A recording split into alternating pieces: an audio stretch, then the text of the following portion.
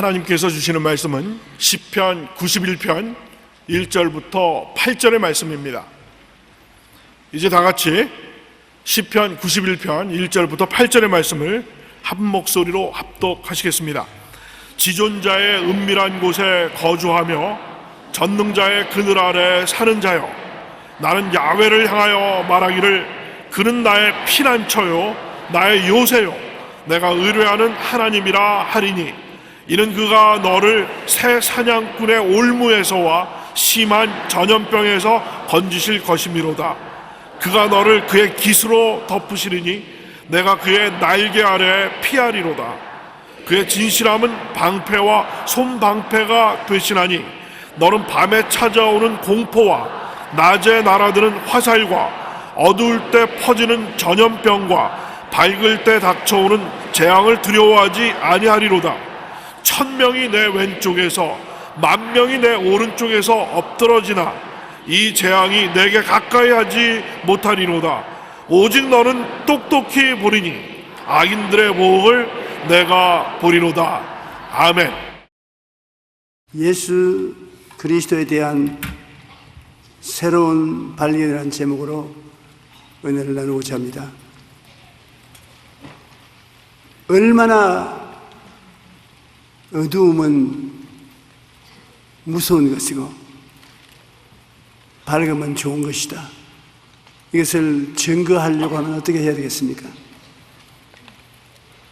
그것은 캄캄한 밤에 밝은 등불을 가지고 나오면 어두움은 얼마나 지독한 어두움이고 밝음은 얼마나 좋다는 것을 비교해서 알 수가 있습니다.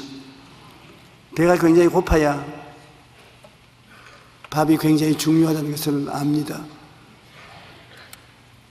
배가 고프지 않은데 밥이 중요하다고 생각하는 사람은 없습니다. 주님께서는 성경에 너희가 시험당할 때 내가 같이하여 너를 건지고 영화롭게 하리라. 보통 때는 예수님이 같이 계셔도 계신지 안 계신지 몰라요. 주님은 언제나 잠잠하고 고요하고 계시니까. 그러나 내가 환난을 당하고 시련을 겪어서 살 소망까지 잃어버릴 정도가 될 때, 그때 예수님이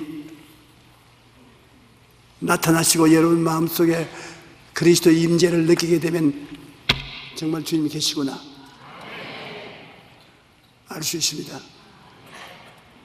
그러므로 이 세상 사는 형편이 아무리 어렵다고 해도 주님이 그 형편에 따라서 우리를 돌봐주시기 때문에 까딱없이 승리할 수 있습니다. 환난이나 공고나 적신이나 위험이나 기근이나 칼이야, 이 모든 일에 나를 사랑하는 이를 말미암아 우리가 넉넉히 이기나니라. 고난이 여러분 생애 속에 큰 축복이 될 때가 많습니다. 우리가 주님이 얼마나 큰 사랑과 능력으로 같이 있다는 것 그냥 말하면 알 수가 없어요. 내가 시험과 환난을 당하고 고통과 괴로움 속에 있을 때 나를 도와줄 주님이 필요하고, 거기에서 기적적으로 해방되어 나올 때, 야, 역시 우리 주님이 살아계시구나, 역시 기도를 들어주시구나, 기쁨이 충만해질 수가 있는 것입니다. 우리 예수 믿는 사람이 좋은 것은 주님께서 우리를 막다른 골목에 가도록까지 밀어넣어 놓고, 내가 도저히 이젠 걸어나갈 수 없다고 생각할 때 그 원수의 목전 앞에서 야, 나오라, 가자. 원수의 목전에서 손잡고 나오는 은혜를 베풀어 주십니다. 그렇기 때문에 인내가 필요합니다. 주님 앞에 기도하고 난 다음에 주님이 내 손잡고 안전한 곳으로 가는 동안에 상당한 시간이 필요한 것입니다. 주님 빨리빨리요, 주님 빨리빨리요. 주님, 나는 한국 사람 아니다, 나는 하나님이다. 나를 한국 사람 취급하지 말라. 아유, 그래도 하나님 빨리요, 빨리. 우리 예수 믿는 사람도 개인적으로 주님이 빨리빨리 안 해주시기 때문에 낙심한 사람이 많습니다만, 명년에는 좀 느긋하게 주님 기다려 보십시오. 주님은 당신의 방법으로 여러분을 잘 인도해 주실 것입니다. 첫째로, 예수님을 어떻게 이해합니까, 여러분? 예수님 말을 하면은, 우리 위해서 십자가에 못 박혀 몸짓고 피 흘려 죄를 용서하신 주님, 이런 정도 마음속에 이해하고, 그것도 들락날락합니다. 믿었다가 안 믿었다가 믿었다가 안 믿었다가 하는 것입니다. 그러나 예수님 믿고 난 다음에라도 큰 시련에 부딪혀서 고통을 당하고 난 다음 거기에서 희한하게 하나님 능력으로 건져냄을 받으면 안 잊어버려집니다. 평생의 그 경험은 잊어버리지 않습니다. 그리고 예수님에 대해서 확실한 이해와 신념을 가질 수 있게 되는 것입니다. 성경에는 예수님께서 제자들을 데리시고 실제 경험을 통해서 가르치심을 베풀었는 것입니다. 학교에 가서 의자에 앉혀놓고 칠판 앞에 서서 백목을 들고 가르친 적은 없습니다. 주님은 예루살렘으로부터 시작해서 사마리아로, 갈릴리로, 유대 땅으로 다니면서 현장에서 교육을 시켰기 때문에 제자들의 가슴 속에 그리스도와 같이 지낸 그 시간을 잊을 수 없이 알고 있는 것입니다. 예수님께서도 현장에 제자들을 데리고 다니기 때문에 친구들도 만나고 원수들도 만나고 좋은 일도 만나고 어려운 일도 만나고 배고플 때 배부를 때 온갖 것을 다 체험하게 만들어 준 것입니다. 하나님도 그렇습니다. 여러분에게 응답을 해 주시는 것은 여러분에게 제자로서의 배울 수 있게 하는 것입니다. 여러분은 아무것도 아니라고 생각하지만 예수님은 이 세상에 여러분이 살아있을 동안에 제자를 만드는 것입니다. 주님은 여러분이 하루를 살아도 예수님의 제자가 되어서 다른 사람에게 예수님을 가르치고 천당 오기를 원하시는 것입니다. 나는 평신도로 아무것도 아닌데 내가 뭘 합니까? 아니요. 평신도로서 아무것도 아니기 때문에 주님이 여러분의 시간을 보내며 제자로 만드는 것입니다. 예수님이 천국에 난 다음에 사마리아를 뒤엎어놓은 자가 누굽니까? 빌립이 사마리아에 내렸는데 빌립은 제자 중에 평신도 제자인 것입니다. 사마리아에 내려서 사마리아를 뒤집어 놓았었습니다. 그러므로 예수님을 따라가면 예수님은 반드시 시간과 환경을 학교로 삼아서 여러분에게 배우게 하기를 원하시는 것입니다. 예수님은 한번 제자를 데리시고 배에 탔어서 저 바다 건너편으로 가자 그러셨습니다. 거의 제자들은 다 고기잡이 거의 주 생명업이었기 때문에 뭐 바다 건너서 배를 몰고 가는 것은 어려운 일이 아닙니다. 예수님은 배 저 구석에 가서 팔을 베개하고 주무시는데 갑자기 바람이 불어오자 바람이 물결을 일으켜서 배가 곤두박질을 치게 되는 것입니다. 제자들이 배를 안정시키고 물을 퍼내기에 정신이 없습니다. 아무리 해도 안 되고 이젠 죽겠다 싶거든요. 이젠 죽었다. 그런데 제자들은 우리가 아는 예수님은 죄인의 죄를 용서하시는 예수님, 사람들에게 천국에 대한 교훈을 하시는 예수님이지 우리가 아는 예수님은 그 이상이 아니다. 만일 제자들이 예수님 말 한마디에 바람과 바다도 잠잠해지는 예수님은 자연 환경을 다스리는 창조적 하나님이라는 것을 알았으면 걱정 안 했죠. 바람, 파도, 우리 예수님이 이것 다 전문적으로 부리는 것인데 아무것도 아니야. 그랬을 것인데 체험을 안 했기 때문에 모릅니다. 이제 죽게 되었단 말입니다. 그래서 예수님께 가서 주무시는 예수님을 주여 주여 빨리 깨소서, 우리가 죽게 됐는데 모른 체 합니까? 주님께서 일어나셔서 바람아 그만 불어라, 파도야 그만 쳐라, 잠잠해라. 얘들이 두려워하고 있다. 그러니까 바람은 파도가 그만 깔아앉아 버리는 것입니다. 제자들이 그것을 통해서 예수님을 새로 알았단 말입니다. 야, 예수님 보통 사람인 줄 알았는데 바람과 파도도 다스리는 하나님 아들이시구나. 우리는 그런 예수님인 줄 몰랐다. 이제부터 바람과 파도가 다가오면 겁날 것 조금도 없다. 예수님이 다스리니까. 예수님이 어떠한 능력을 가지고 있다는 것을 깨달았습니다. 창세기에 보면은 땅이 공하고 혼돈하며 흑암이 깊음이 있을 때 하나님의 신이 수면에 운행하시더니 좋은 세상이 이루어지지 않습니까? 그것하고 비슷하지 않습니까? 바람이 불고 파도가 치고 천지가 무너질 것 같은 환경에서 예수님 말 한마디로 조용하고 잠잠해지시니, 이분은 그냥 구주가 아니시라 천지를 새로 지으시고 다스리시는 하나님이시구나 하는 것을 깨달을 수가 있는 것입니다. 예수님의 안식에 대한 놀라운 발견을 했었습니다. 마가복음 4장 35절로 38절에 그날 저물 때 제자들에게 이르시되 우리가 저편으로 건너가자 하시니 그들이 무리를 떠나 예수를 배에 계신 그대로 모시고 가며 다른 배들도 함께 하더니 큰 광풍이 일어나며 물결이 배에 부딪혀 들어와 배에 가득하게 되었더라. 예수께서는 고물에서 베개를 베고 주무시더니 제자들이 깨우며 이르되 선생님이여 우리가 죽게 된 것을 돌보지 아니하시나이까. 그러니 예수님이 안 돌보는 것 같지만 돌보고 계시지 않습니까? 마가복음 4장 39절로 41절에 보면 예수께서 깨어 바람을 꾸짖으시며 바다들어 이르시되 잠잠하라 고요하라 하시니 바람이 그치고 아주 잔잔하여지더라. 이에 제자들에게 이르시되 어찌하여 이렇게 무서워하느냐 너희가 어찌 믿음이 없느냐 하시니 그들이 심히 두려워하여 서로 말하되 그가 누구이기에 바람과 바다도 순종하는고 하였더라. 두려움이 들어오면 믿음은 쫓겨나가야 되는 것입니다. 그러나 여러분이 말씀을 읽고 듣고 묵상하고 믿음이 마음에 들어오면 두려움은 사라지는 것입니다. 그러므로 믿음이 없는 사람, 그 믿음이 마음속에 있어도 사용하지 않고 인정하지 않는 사람이 말하는 것입니다.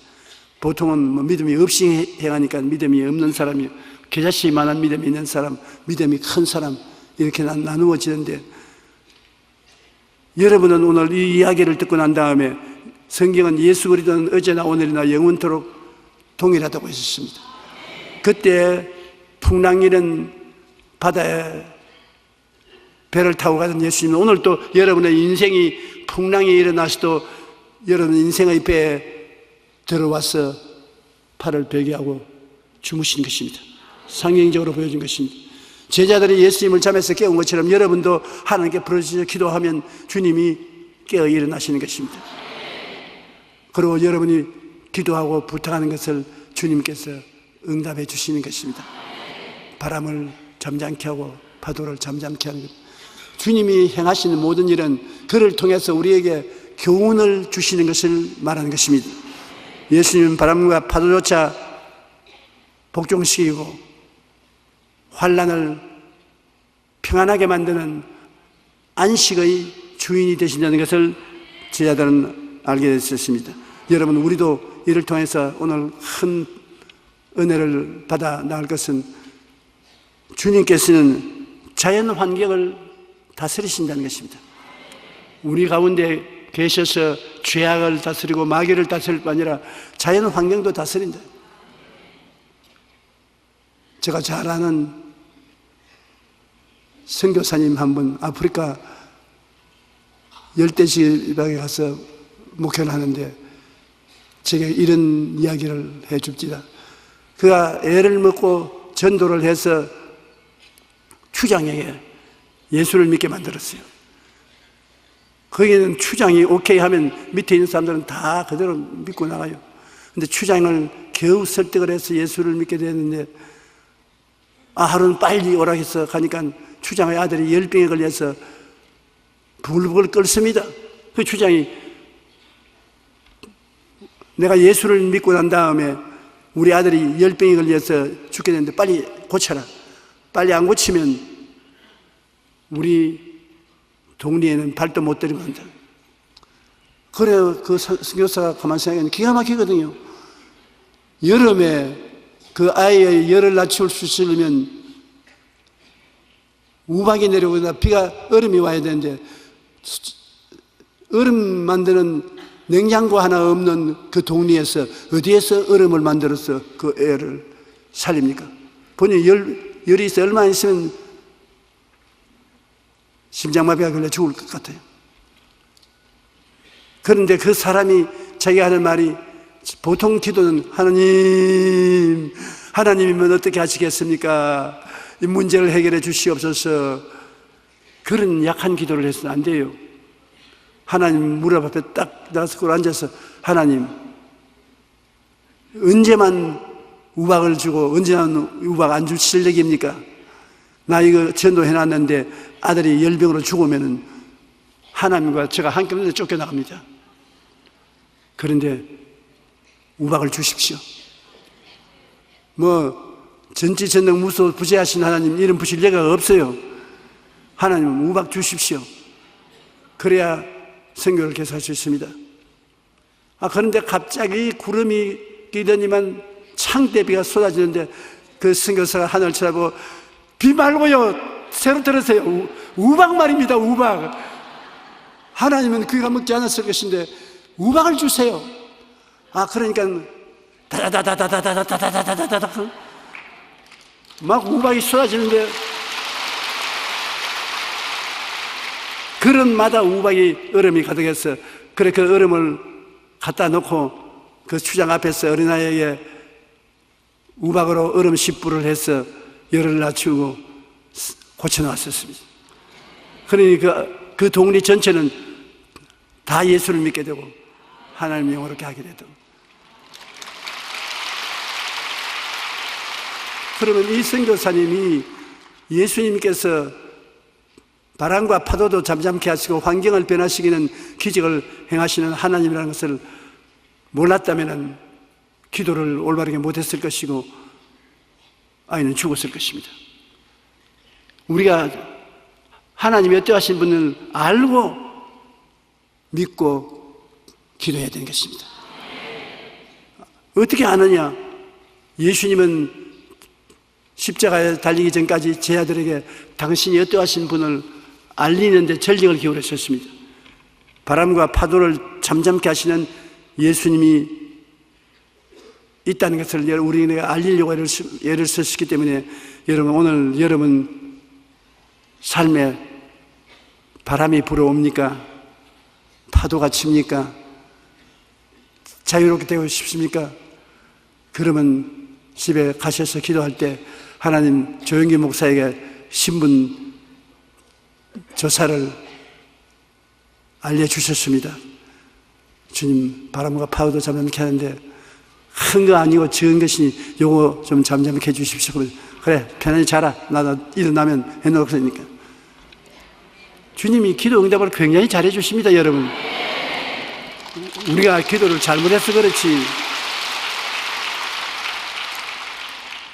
분명한 목표를 가지고 믿음으로 소리내어 기도하면 주님은 잘 들으십니다. 문제를 해결해 주시는 것입니다.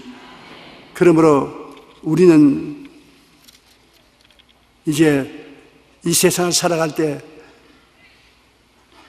우리의 운명과 환경을 다스리는 예수님이라는 것을 밝히 깨달아 알았으니까 더 승리하고 살아갈 수가 있는 것입니다. 저는 최근에 시편 23편에 주께서 내 원수의 목전에서 내게 상을 베푸시고 기름으로 머리에 바르셨으니 내 잔이 넘치나이다. 이 말씀을 종종 하나님 앞에 외웁니다. 하나님, 나는 옛날에 이 구절이 좋지 않았습니다. 왜 신랑스럽게 원수가 올 때까지 기다려서 진수성찬을 차립니까? 일찌감치 먹어서 설거지 깨끗이 해버리면 좋지. 그때까지 늦게 있습니까? 하나님 전지전능하시지만 내가 이제는 아버지 하나님 내 마음에 맞지 않습니다. 그런데 하나님은 당신의 영광을 위해서 일하시지 내 영광을 위해서 일하지 않는데 똑같은 일을 하는데도 하나님 영광을 위해서 일하는 것입니다. 하나님께서 당신이 가장 영광을 받을 때와 장소에서 진수성찬 차리시고 자 먹어. 아이고 사람들이 다 보는 데서 그러니까 먹어. 느긋하게 하나님이 얼마나 너를 사랑한다는 것을 보여줄 테니까 먹어라. 그리고 먹는 동안에 성령의 기름을 부어주어서 모든 문제가 해결되도록 할 테니까 먹어라. 내 잔이 넘치게 되는 것을 느끼고 주님께 감사드렸습니다. 주님은 좋은 하나님이신 것입니다. 둘째로 여러분 또 예수님께 대해서 알아야 될 것은 우리 교회에서는 충분히 잘 아시지만 예수님은 귀신을 쫓아내는 하나님이신 것입니다. 아니 뭐 귀신이 그렇게 많냐? 그렇게 주님이 가르치기를 귀신이 굉장히 많습니다. 요사이 귀신이 문명이 발달돼 가지고서 가장을 하기 때문에 그렇지 무식할 때는 점쟁이, 무당, 만신 이런 이름으로 와글와글 했습니다. 요사이는 귀신도 여러분 따라서 학교에 가가지고서 여러분 어깨동무에 앉아서 과학도 배우고 철학도 배우고 문학도 배워가지고서 유식한 귀신 노릇을 하기 때문에 우리가 못 알아보는데 귀신은 어디 가나 귀신입니다. 여러분 요사이 주무시기 전에 귀신 쫓아내고 주무시지요? 꼭 그렇게 하십시오.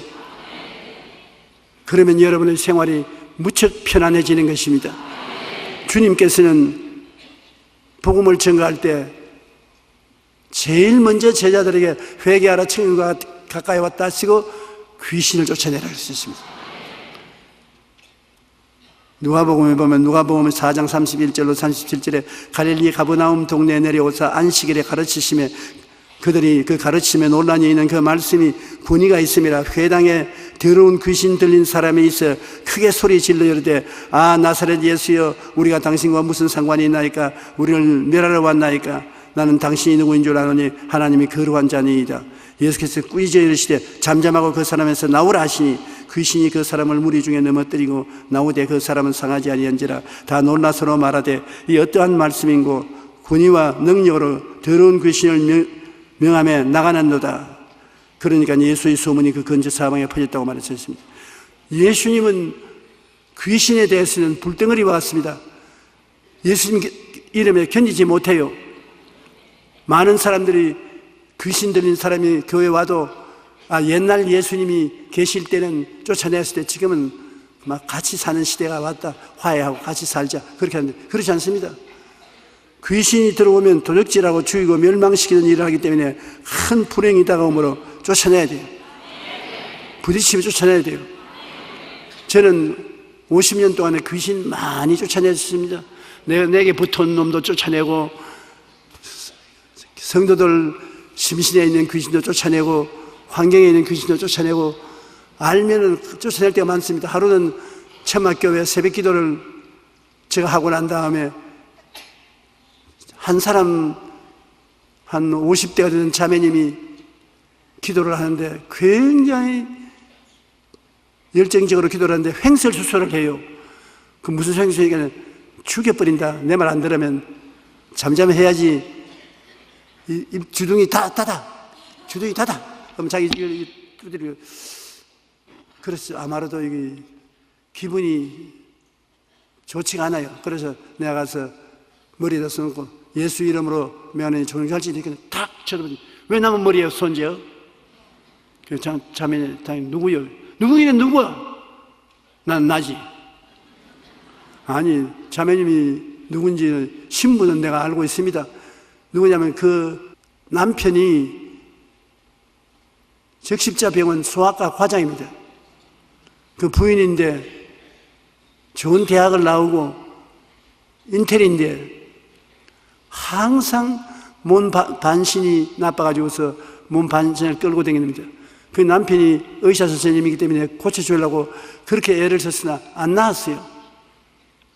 그런 정도까지 제 이야기 들어서 제가 알고 그 이외에는 모릅니다. 그래서 내가 네 누구냐? 그러니까 누구야? 난 나지. 그거 말고 너 속에 들어있는 신이 무슨 신이야? 귀신이다. 어때? 그래서 깜짝 놀랐어요. 그래서 그 귀신을 말해. 그래 내가 귀신이면 나오라. 예수 이름으로 나오라. 왜 내가 나와? 내가 여기 있은 10년이 넘는데 우리 집인데 네가 나오라 한다고 내가 나올 줄 알아? 그래. 이건 예수님의 집이지 너 집이 아니다. 예수 이름으로 나오라. 안 나온다. 너 죽여버린다 자꾸 간섭하면. 그래서 이제 큰일 났습니다. 내가 싸움은 붙여놨는데 쫓아내야지. 안 쫓아내면 어떻게 하겠습니까? 그래서 나오라 하고 안 나오고 여름철인데 땀을 비 오듯이 흘리면서 귀신과 싸운 것이 8시간을 싸웠었습니다. 그 자매님의 이름은 내가 지금도 기억하는데 진짜로 이건 기억을 해요. 순선 씨, 김순선입니다. 김순선 씨 속에 있는 귀신아 나오라. 안 나온다. 나오라. 안 나온다. 이렇게 싸우기를 8시간 저녁이 되었을 때 난 낙심이 됐어요. 너무나 힘이 들고 해서 김순선 씨 속에 있는 귀신아 나오라. 내만 피곤한 게 아니라 귀신도 피곤해가지고서 안 나온다. 죽을 지경이에요. 죽을 지경. 나와. 안 나온다. 그럼 나중에는 이러다가 어느 놈이 죽든지 죽겠다고 싶어서 큰 소리로 이 김순선 씨 속에 있는 귀신은 나오라. 그냥은 탁 쓰러져 버려요. 그래서 내 마음에 번뜩 무슨 생각이 냐면 심장마비가 걸렸구나. 이제 절을 안 났다. 이는 귀신 들린 것보다 더 큰일 나니까 쓰러졌으니까 남편이 어이샤고 당연히 큰일 났다. 그래서 순선 씨 빨리 일어나라. 여기서 자면 안 된다. 일어나라. 그러니까 몸을 털고 있는데 아니 내가 왜 여기 와 있어요? 내가 여기 와 있는 것이 무슨 소리냐? 8시간 동안 사람을 애를 먹여놓고 난다. 빨리 가시오. 빨리 집에 가시오. 남편 들어오기 전에 빨리 가시오. 그냥 털 털고 일어나서 나가게 난 앉아서 아이고 하나님 다시는 귀신 들린 사람 보내지 말아 주시옵소서. 이러다가 내가 죽겠습니다. 그런데 전도사님! 그러면서 밖에서 뛰어와요. 또 시작입니까, 하나님? 이 일을 어떻게 합니까? 왜 와요, 왜 와? 그러니까, 와서 춤을 덩신 추고, 나 10년 동안 못 쓰던 이 오른쪽 길로 나왔습니다.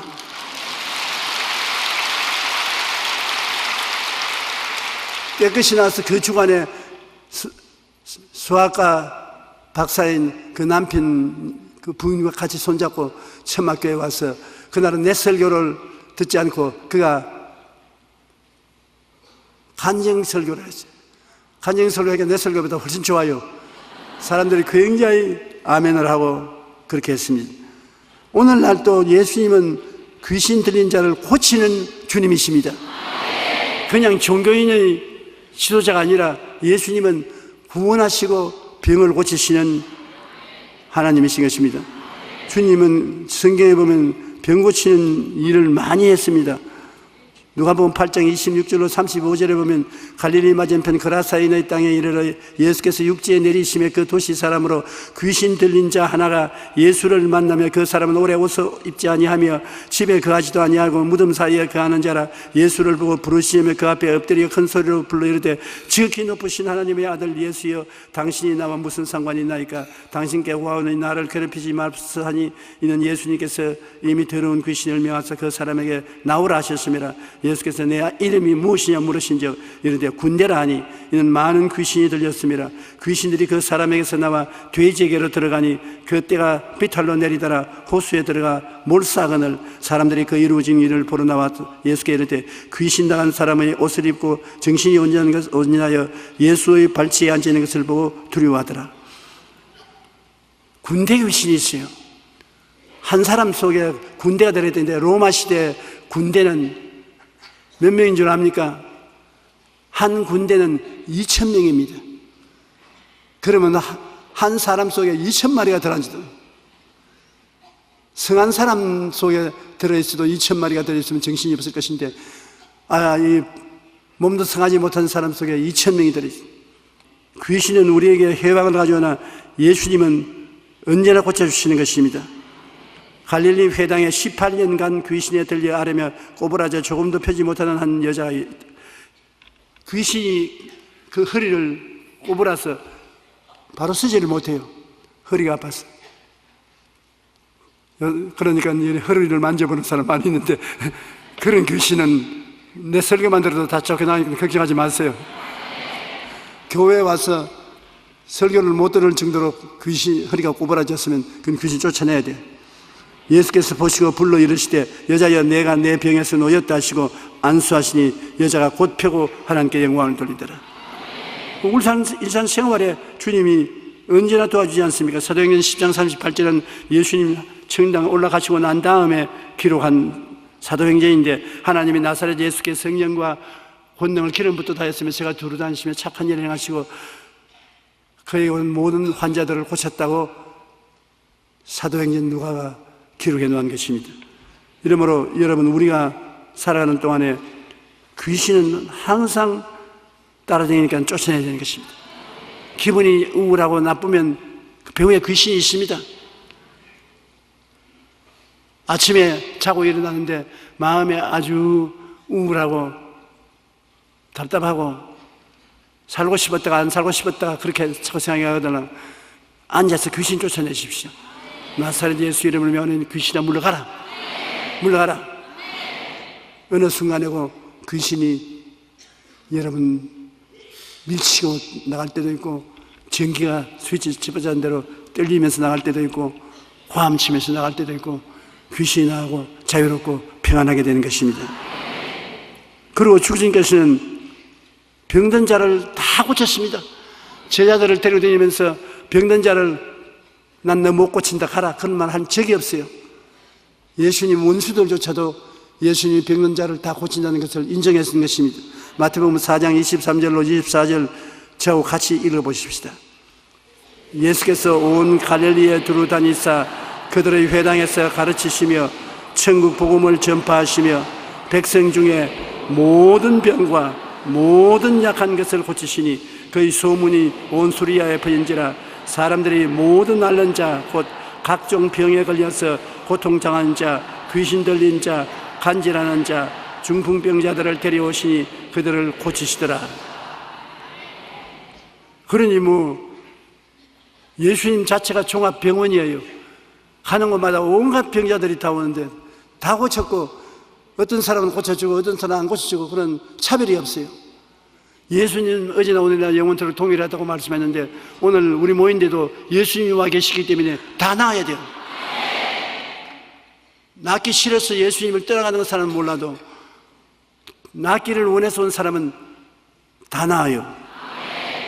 성경에 보면 예수님은 나병 환자를 깨끗하게 하시고 백부장의 하인의 병을 낫게 하시고 베드로 장모의 열병을 고치시고 12해 또한 혈루증 앓은 여자를 고치시고 2맹인의 눈을 뜨게 하셨고 베데스다 목가에 38년 된 병자도 고쳤습니다. 그러니 우리 주님은 바람과 파도만 잠잠케 하시는 것이 아니라 귀신 들린 자를 다 고치고 병든 자를 다 고쳤습니다. 그만큼 됐으면 됐다. 이제 더 이상 우리 예수님은 단지 종교가가 아니라 사람 살리는 하나님이시구나.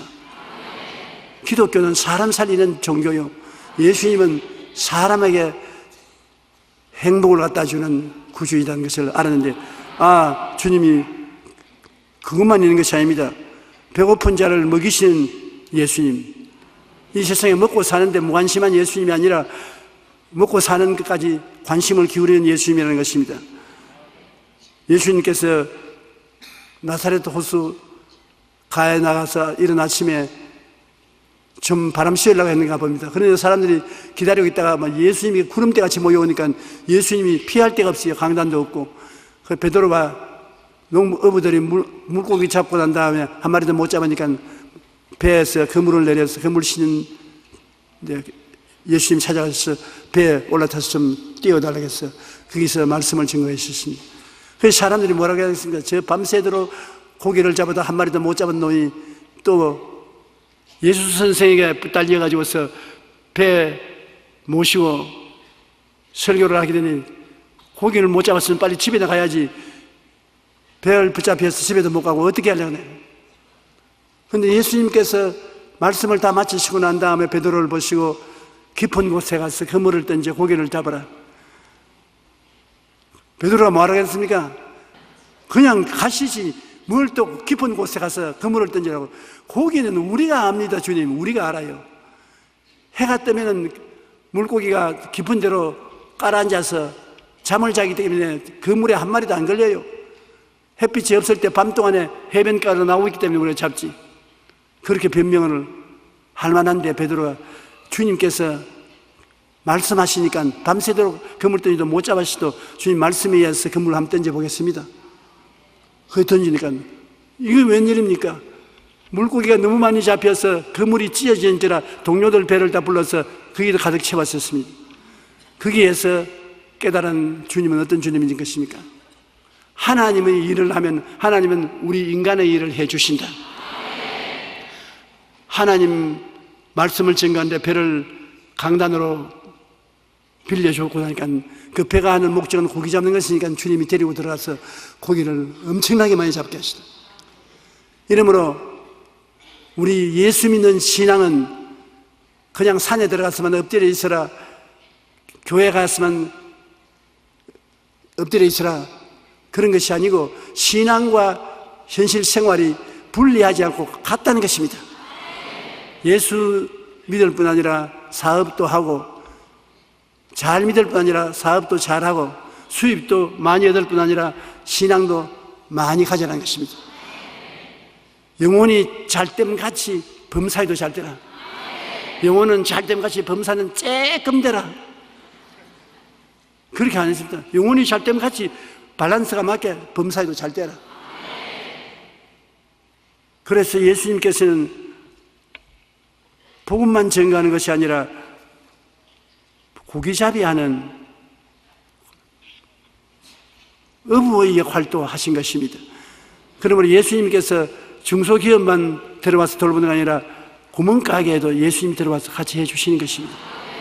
우리의 삶을 주님께서 쉽게 생각하지 않는다는 것입니다. 우리가 예수님의 하시는 사업에 시간 내고 몸들이고 물질 들이면 주님은 우리 사업에 시간 내고 물질 내고 몸들여서 큰 성공을 하도록 만들어 주시는 것입니다. 생산업이나 주님이 그렇게 해주시죠. 그렇지도 않습니다. 여러분, 예수님 말씀 듣고 병담 얻으려고 남자만 5,000명, 부녀자 기만 명을 갈릴리 호숫가에 있는 광야로 와서 날이 저물어 가니까 예수님이 제자를 불러서 저들에게 먹을 것을 주라고. 그 많은 사람에게 돈도 없고 그릇도 없고 장소도 없고 떡도 없는데 어답니까? 근데 주님께서 무조건 먹을 것을 주라 했어요.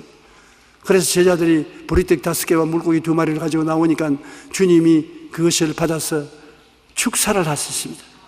그게 굉장히 중요해요. 주님께서 축사만 받고 나면 그 사람이 어디 가서 무엇을 해도 일이 형통하는 것입니다. 우리 한국이 잘 되는 이유는 한국에 있는 교회와 성도들을 주님이 축사해 주셨습니다. 그럼 주님 축사가 있기 때문에 어디 가도 잘 되는 거예요. 어디 가도. 아브라함은 예수님이 갈대아 우르를 아브라함이 찾아오기 전에 축사를 주님이 해 주셨는데 그 축사를 받았기 때문에 어디 가도 형통해진 것입니다. 그러므로 여러분, 교회에 나와서 예수님을 잘 섬기고 주님의 축사를 받고서 나가면 만사 형통이 되는 것입니다. 그래서 제자들이 보리떡 5개와 2마리를 가지고 예수님께 오니까 그것을 가지고 축사를 했습니다. 축사를 하면 형통하거든요. 축사를 하면서 주님이 자, 네가 가져라. 12명, 70명 제자들에게 쪼개주니까 이것 가지고 어떻게 합니까? 그렇게 말할 만한데 제자들이 그 깨주는 것을 가지고 떼어주니까 또 생기고 떼어주니까 또 생기고 얼씨구나 좋다, 절씨구나 좋다, 부른 대로 다 먹어라. 그래가지고서 보리떡 5개와 물고기 2마리로 몇만 명을 모이고 12바구니 남았다. 그것은 무엇을 의미하느냐? 주님은 우리가 먹을 것이 없어서 노천에서 먹고 입고 자는 그런 일이 없기를 바란다는 것입니다. 여러분에게 복을 주셔서 나누게 할지라도 주님은 우리 사람들을 사랑해서 옷을 입고 밥을 먹고 몸둘 곳이 있어 사람답게 살게 해주겠다는 것입니다. 그러므로 예수 믿는 길은 행복하게 사는 길인 것입니다. 진짜입니다. 여러분 꿰려고 내가 하는 말 아닙니다. 꿰봤자 무슨 소용이겠어요. 제가 주님을 잘 섬기면 주님은 영적인 구원뿐 아니라 귀신도 쫓겨나가고 병도 낫고 그 다음에는 물질도 주님께서 어떤 형편에 처해졌는지 충분하게 주시겠다는 것입니다. 잡을 때 주님이 오면 잘 잡게 해주시고, 그리고 이미 잡아놓은 것은 자꾸 생겨나게 하시고, 아주 재미있지 않습니까? 하나님께서는 우리 모든 사람에게 영혼이 잘 됨 같이 범사에 잘 되며 강건하기를 간절히 원하시는 것입니다. 여기 보면 제자들이 이르시되 여기 우리에게 있는 것은 떡 5개와 물고기 2마리뿐이니이다. 이르시되 그것을 내게 가져오라 하시고 무리를 명하여 잔디 위에 앉으시고 떡 5개와 물고기 2마리를 가지사 하늘을 우러러 축사하시고 떡을 떼주니 자꾸 번하다. 그러니까 여러분, 하나님이 여러분을 통해서 축사하실 때가 되게 많으니까 밥 잘 수 때 아이 바쁘니까 그냥 하나님 먹습니다 그러지 말고 축사를 하라고요. 그러면 소화도 잘 되고 밥도 더 좋을 것입니다. 많은 사람들이 밥 먹을 때 연설을 하는 사람도 있습니다. 이 밥은 식어가고 국도 식어가는데 막 연설을 하는데 끝이 없이 연설을 해요. 어떠한 사람은 하나님 보시지요. 우리 다 모였습니다. 먹습니다.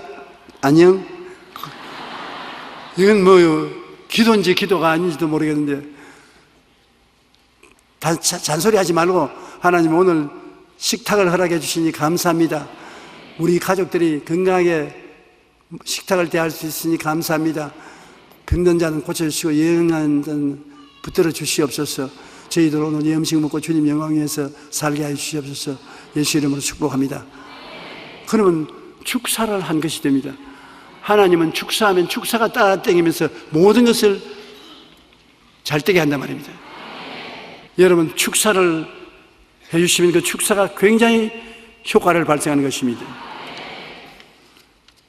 우리 주님은 그렇게 서대인지 죄를 사해 주시지요. 귀신을 쫓아내고 병을 고쳐주시지요. 배고픔을 돌보아 주셔서 주님께서 배불리 먹게 해주시지요. 그래서 이것을 꼭 잊지 말라고 말하는 것입니다. 시편 103편 1절로 5절을 우리 다 같이 한번 읽어보십시다. 내 영혼아 야훼를 송축하라. 내 속에 있는 것들아 다 그의 거룩한 이름을 송축하라. 내 영혼아 야훼를 송축하며 그의 모든 은택을 잊지 말지어다. 그가 내 모든 죄악을 사하시며 내 모든 병을 고치시며 내 생명을 파멸해서 속량하시고 인자와 긍휼로 관을 씌우시며 좋은 것으로 내 소원을 만족하게 하사 내 청춘을 독수리같이 새롭게 하시는도다. 이것을 여러분 꼭 적어서 화장대 앞에, 경대 앞에, 책상 앞에, 밥상 앞에 예배해 놓고 한 번씩 읽으십시오. 꼭요. 진구원에 대한 주님의 간절한 소원이기 때문에 이것을 읽으면 읽은 대로 이루어지는 것입니다. 꼭 여러분 하루에 2번, 3번 이것을 읽으면 좋은 일이 일어나는 것입니다. 하나님의 말씀은 살았고 운동력이 있다고. 하나님 말씀 그 자체가 생명인 것입니다. 여러분 몸에 병이 들어 아프면 한 번 약 바르고 내던져버리면 간혹가다 나는 되지만 잘 안 낫잖아요. 약을 아침, 점심, 저녁 성실하게 바르면 잘 낫는 것이, 말씀도 하나님의 생명이기 때문에 여러분 말씀을 자꾸 해야 돼요. 몸이 아픈 사람은 제가 채찍에 맞음으로 너희가 나음을 입었도다 하면 하나님의 생명을 발랐습니다. 제가 채찍에 맞음으로 너희가 나음을 입었도다 두 번 하나님의 생명을 발랐는 것입니다. 한 100번만 하면 어떤 병도 물러가요. 그러니까 여러분께서 하나님의 말씀은 살았고 운동력이 있다는 것을 알아야 되는 것입니다. 한번 따라 말씀하세요. 하나님의 말씀은 살았고 운동력이 있어. 그래, 그것을 자꾸 갖다가 축복을 해주니까 살아있어. 여러분 산 생명으로 세포를 살려주고 운동력이 있어 낫게 만들어주는데 희한한 기적이 일어날 것이 아닌것입니까? 그러므로 주님 구원에 대한 확실한 증거를 하는 시편 103편 1절로 5절, 내 영혼아 야훼를 송축하라. 내 속에 있는 것들아 그 성호를 송축하라. 내 영혼아 야훼를 송축하며 그 모든 은택을 잊지 말지어다. 제가 내 모든 죄악을 사하시며 내 모든 병을 고치시며 내 생명을 파멸에서 구속하시고 인자와 긍휼로 관을 치우시며 좋은 것으로 내 소원을 만족케 하사 내 청춘으로 독수리같이 저렇게 하시는도다.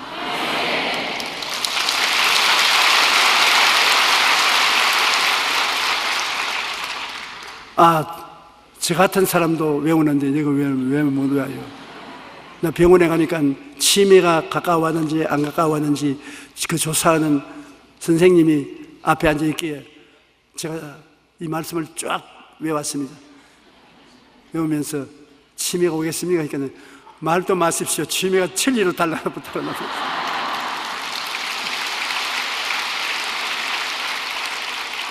하나님 말씀을 외우는 사람에게 치매가 못 오는 것은 그 말씀이 바로 생명이기 때문에, 생명이 내 속에 들어왔는데 어떻게 치매 오는 것입니까? 하나님께서 2013년 행복하게 만들어주시고 능력 있게 만들어주신 줄 믿습니다. 이제 2014년도에 여러분의 생각이 말씀으로 충만하고 바라는 꿈이 영롱하게 여러분 마음에 가득 채워주고 기적을 믿고 입술로 가까이 있으나 멀리 있으나 하나님 말씀을 늘 보내십시오. 말로 인정하십시오. 그러면 여러분의 영혼이 잘되고 범사에 잘되며 강건하고 생명을 얻되 풍성히 얻는 놀라운 역사가 일어나게 되는 것입니다.